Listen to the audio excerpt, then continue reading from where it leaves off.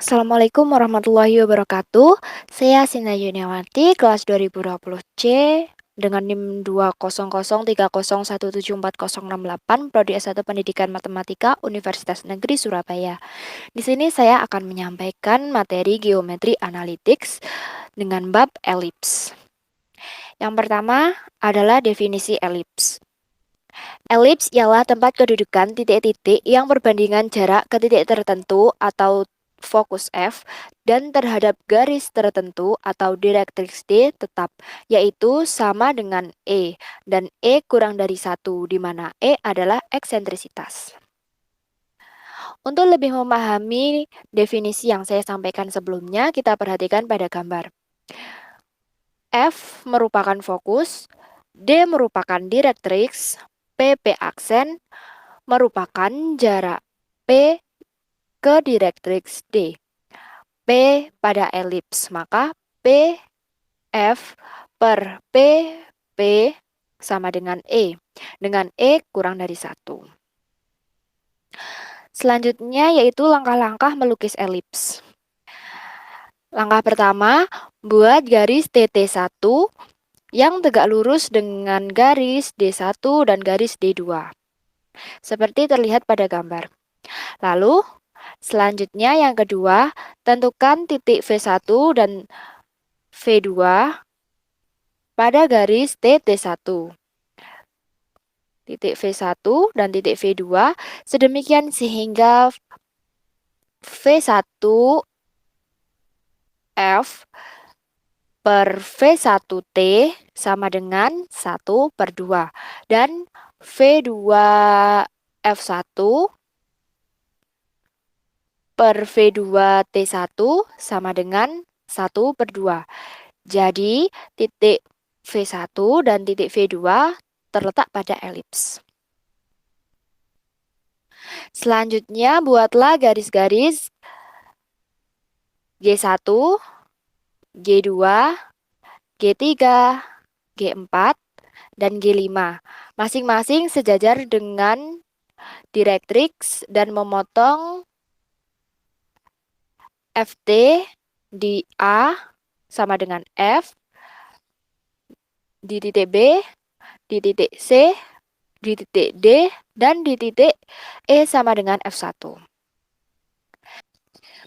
Selanjutnya yaitu langkah nomor 4, buatlah lingkaran F, 1 per AT, di mana F merupakan titik pusat lingkaran, setengah AT merupakan jari-jari lingkaran, sehingga memotong G1 di A1 dan juga A2, jadi A1 F per AT sama dengan A2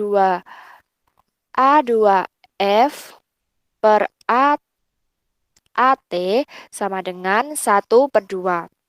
Maka A1 dan A2 terletak pada elips. Selanjutnya adalah langkah nomor 5. Buatlah lingkaran F, setengah BT, di mana F merupakan pusat lingkaran dan setengah BT merupakan jari-jari lingkaran. Sehingga memotong G1 di B1 dan juga B2. Jadi B1F per B1F per BT sama dengan B2F per BT sama dengan 1/2. Maka titik B1 dan titik B2 terletak pada elips.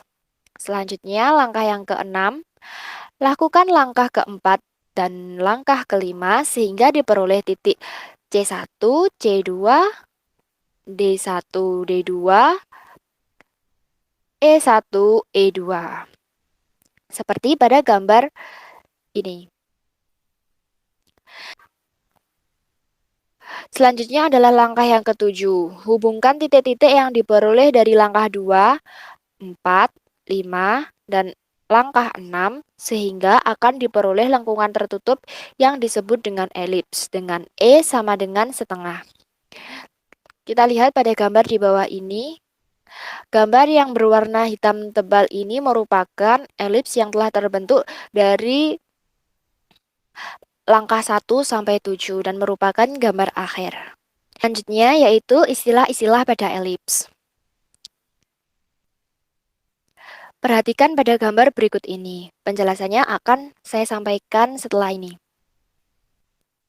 Nomor 1, F1 dan F2 disebut dengan fokus. D1 dan D2 adalah direktrix. Jika P pada elips, maka P F1 per jarak P, D1 sama dengan P F2 per jarak P, D2 sama dengan E, di mana E sama dengan eksentrisitas dengan E kurang dari 1.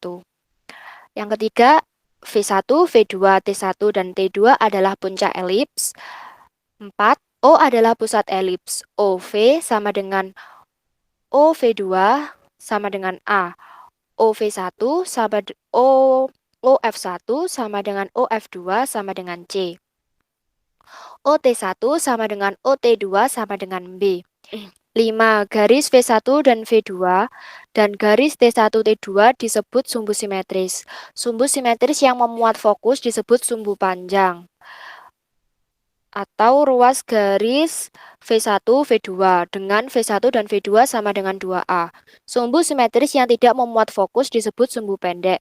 T1 ruas garis T1 T2 dengan T1 T2 sama dengan 2B. 6. Tali busur yang melalui fokus disebut tali busur fokus. 7. Tali busur fokus yang tegak lurus sumbu panjang disebut lotus rectum. Dalam hal ini, ruas garis AB dan ruas garis CD adalah lotus rectum. 8.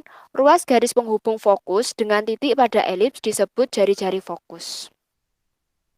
Baik, itulah yang dapat saya sampaikan. Apabila ada salah kata, saya mohon maaf. Akhir kata, wabillahi taufik wal hidayah, waridho wal inayah. Wassalamualaikum warahmatullahi wabarakatuh.